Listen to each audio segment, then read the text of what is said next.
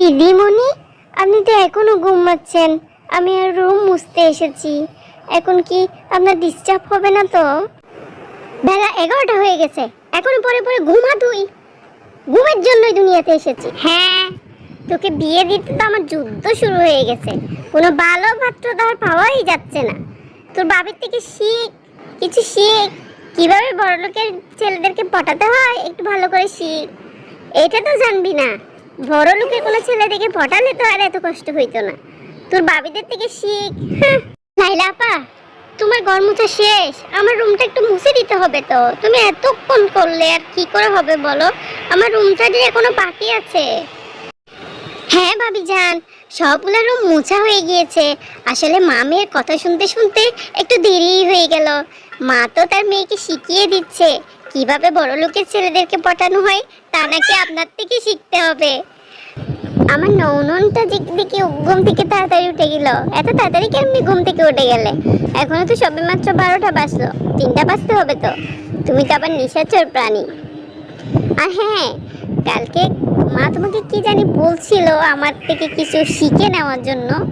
আসলে বড়লোকের, আমি তোমাকে টিপটা শিখিয়ে দিতে পারি বড়লোকের ছেলে কিভাবে পটাতে হয়। বড়লোকের ছেলে পটাতে হলে একটু দেখতে সুন্দর হতে হয়, ফর্সা আর চিকনও হতে হয়। 120 কেজি ওজন নিয়ে বড়লোকের ছেলে পটানো আসলে খুবই কঠিন।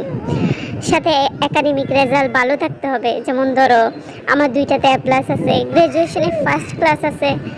আর হ্যাঁ, ঘরে বসে বসে সারাদিন মোবাইলে ফুসুর পাসুর না করে একটা ভালো জব জয়েন করতে পারো। ঘরের কাজ, রান্না বান্না যেমন জানতে হবে, সাথে বাজার সদাই দুনিয়াদারি সামলানো একটু শিখতে হবে। বাট এইসব একটু আর্লি এজে করতে পারলেই ভালো। এই ধরো 25-এর মধ্যে। 30 বছরে এসে আসলে বড় লোকের ছেলে পটানো একটু কষ্টের বটে।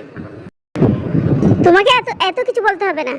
আমার মেয়েকে কাকে বিয়ে দিব না না দিব সেটা তোমার চিন্তা করতে হবে না। না মা, আপনি ওকে একটু বড়লোকের ছেলে পটানোর টিপস দিতে বলছিলেন শুনলাম, তাই একটু দিয়ে দিলাম আর কি। বলেন, আমি তো আবার ফ্রিতে কোনো অ্যাডভাইস দিই না। আপনি বলেছেন দেখেই দিলাম। মন খারাপ কেন করতেছেন? অ্যাডভাইস দিলেও দোষ বলেন?